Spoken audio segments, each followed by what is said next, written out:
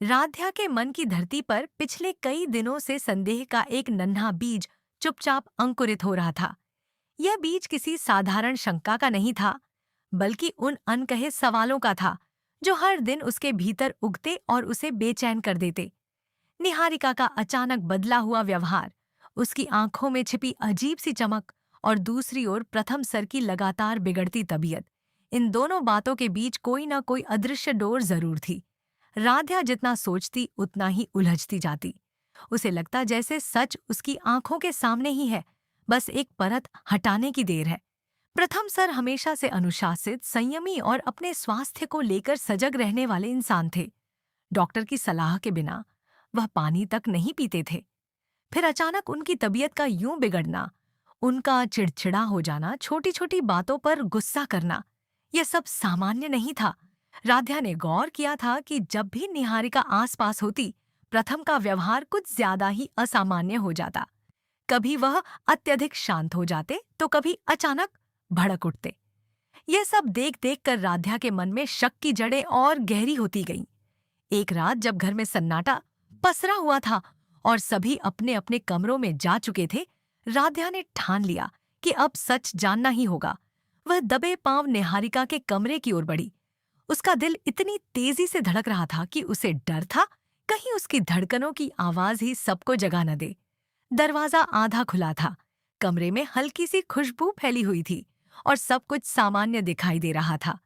लेकिन राध्या जानती थी कि कई बार सबसे बड़ा सच सबसे सामान्य दिखने वाली जगह पर ही छिपा होता है। उसने कमरे के हर कोने को बारीकी से देखना शुरू किया। अलमारी, मेज, पर्दे के पीछे की जगह, हर जगह उसकी नजर घूम रही थी। तभी उसकी नजर श्रृंगारदान वाली ड्रेसिंग टेबल पर पड़ी। वह टेबल हमेशा सजी संवरी रहती थी, लेकिन आज उसकी नजर उस पर नहीं, बल्कि उसके नीचे बने एक छोटे से गुप्त दराज पर अटक गई। दराज थोड़ा सा खुला हुआ था, मानो किसी ने जल्दबाजी में बंद किया हो। राध्या के हाथ कांप रहे थे, फिर भी उसने हिम्मत जुटाई और दराज को पूरी तरह खोल दिया। जैसे ही दराज खुला, उसके पैरों तले जमीन खिसक गई। वहां एक दवा की शीशी रखी थी, बिल्कुल वैसी ही जैसी प्रथम सर रोज डॉक्टर की सलाह पर लेते थे। राध्या की आंखें फैल गईं, उसका माथा ठनका। यह वही शीशी थी, वही नाम, वही रंग, वही आकार। लेकिन यह निहारिका के कमरे में कैसे पहुंची? प्रथम सर की दवाइयां तो हमेशा उनके कमरे में रहती थीं। क्या निहारिका उन्हें यहाँ लाकर रख रही थी, या फिर असली दवाइयों के साथ कोई छेड़छाड़ की जा रही थी? राध्या के मन में सवालों का तूफान उठ खड़ा हुआ। क्या यह सब एक सोची समझी साजिश है? क्या निहारिका जानबूझकर प्रथम की दवाइयों को बदल रही है? अगर ऐसा है तो उसका मकसद क्या है? संपत्ति, बदला, या फिर कुछ और? उसी समय बाहर से हल्की सी आहट हुई। राध्या चौंक गई।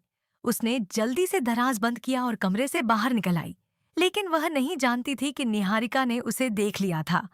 निहारिका दरवाजे के पीछे खड़ी सब कुछ देख रही थी। उसकी आंखों में एक पल के लिए घबराहट झलकी, लेकिन अगले ही क्षण उसके चेहरे पर एक चालाक मुस्कान आ गई। वह समझ चुकी थी कि अब मामला हाथ से निकल सकता है। निहारिका जानती थी कि प्रथम को अपनी बीमारी और दवाइयों के मामले में किसी का दखल बिल्कुल पसंद नहीं। वह इस बात का फायदा उठाना चाहती थी। उसने तुरंत एक योजना बनाई। अगर वह सबके सामने प्रेम और चिंता का नाटक करते हुए प्रथम को दवा लेने के लिए कहेगी और राध्या उसे रोकने की कोशिश करेगी, तो प्रथम का गुस्सा फूट पड़ेगा और उस गुस्से का निशाना राध्या बनेगी। इससे बेहतर मौका उसे नहीं मिल सकता था। अगली सुबह लिविंग रूम में पूरा परिवार मौजूद था। दादी अपनी कुर्सी पर बैठी थीं, बड़े बाबूजी अखबार पढ़ रहे थे और घर का माहौल सामान्य दिख रहा था। तभी निहारिका ने मीठी आवाज में कहा, प्रथम, आपकी तबीयत ठीक नहीं लग रही। कृपया अपनी दवाइयां समय पर ले लीजिए। लापरवाही अच्छी नहीं होती। उसके स्वर में इतना बनावटी अपनापन था कि कोई भी धोखा खा सकता था। प्रथम ने बिना कुछ सोचे दवा की शीशी उठाई और उसे खोलने लगे। जैसे ही उन्होंने एक गोली निकाली और उसे मुंह की ओर बढ़ाया, तभी राध्या की तेज आवाज पूरे कमरे में गूंज उठी। प्रथम सर, रुकिए, ये दवाइयां मत खाइए, ये सही नहीं है। पूरा कमरा स्तब्ध रह गया। प्रथम का हाथ हवा में ही रुक गया। उनकी आंखों में गुस्से की लाली उतर आई। राध्या, ये तुम क्या कह रही हो? तुम्हें मेरी दवाइयों से क्या लेना देना? उनका लहजा सख्त और आहत था। निहारिका ने मौके का फायदा उठाते हुए कहा, देखा प्रथम, राध्या अब आपके इलाज में भी दखल दे रही है। शायद इसे लगता है कि हम सब आपके दुश्मन हैं। लेकिन राध्या इस बार चुप रहने वाली नहीं थी। उसने सीधे निहारिका की आंखों में देखा और कहा, दुश्मन कौन है यह अभी साफ हो जाएगा। मुझे शक था, इसलिए मैं चुपचाप आपके डॉक्टर के पास गई थी। मैंने उन्हें इन गोलियों का सैंपल दिखाया। परिवार के बाकी सदस्य भी अब पास आ चुके थे। दादी की आंखों में चिंता थी और बड़े बाबूजी का चेहरा सख्त हो गया था। राध्या ने आगे कहा, डॉक्टर ने बताया कि यह वो दवाइयां नहीं हैं जो उन्होंने लिखी थीं। ये गोलियां धीरे धीरे इंसान के दिमाग को सुन्न कर देती हैं, सोचने समझने की क्षमता खत्म कर देती हैं। कमरे में सन्नाटा छा गया। राध्या ने निहारिका के कमरे से मिली शीशी और डॉक्टर की असली पर्ची सबके सामने रख दी। उसने बताया कि कैसे असली दवाइयों को बदलकर इन नशीली गोलियों से प्रतिस्थापित किया जा रहा था। जैसे जैसे वह एक एक सबूत सामने रखती गई, निहारिका का चेहरा सफेद पड़ता गया। उसके होंठ कांप रहे थे। जो जाल उसने राध्या को फंसाने के लिए बुना था, वही अब उसके गले का फंदा बन चुका था। प्रथम ने जब निहारिका की आंखों में घबराहट और छिपा हुआ सच देखा, तो उनका गुस्सा राध्या पर नहीं, बल्कि निहारिका पर फूट पड़ा। यह सब क्या है निहारिका? उनकी आवाज में आक्रोश था। निहारिका के पास कोई जवाब नहीं था। उसकी चाल उलटी पड़ चुकी थी। परिवार के सामने उसकी साजिश पूरी तरह बेनकाब हो चुकी थी। दादी ने दुखी स्वर में कहा, हमने तुम्हें बेटी समझा और तुमने घर के ही बेटे के साथ ऐसा किया। राध्या ने गहरी सांस ली। उसे राहत थी कि सच सामने आ चुका है, लेकिन साथ ही एक टीस भी थी कि यह सब उसी घर में हुआ जहां विश्वास सबसे बड़ी पूंजी था। अब आने वाले दिनों में घर का माहौल पूरी तरह बदलने वाला था। निहारिका की साजिश उजागर हो चुकी थी, लेकिन उसके इरादों की गहराई अभी भी सवालों में घिरी थी। क्या वह अकेली थी या किसी और का भी हाथ था? क्या वह पछताएगी या फिर कोई नई चाल चलेगी? राध्या ने तय कर लिया था कि अब वह हर कदम सोच समझकर उठाएगी।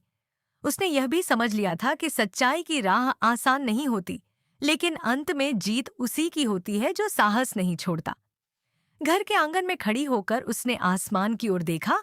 बादल छंट चुके थे और हल्की धूप फैल रही थी। मानो प्रकृति भी कह रही हो, सत्य को छिपाया नहीं जा सकता। देर सबेर वह उजाले में आ ही जाता है। आने वाले समय में यह खुलासा सिर्फ एक साजिश का अंत नहीं, बल्कि रिश्तों की नई शुरुआत भी साबित होने वाला था। अब देखना यह था कि क्या परिवार इस विश्वासघात के बाद फिर से एकजुट हो पाएगा, या फिर इस घटना की दरारें हमेशा के लिए उनके बीच रह जाएंगी।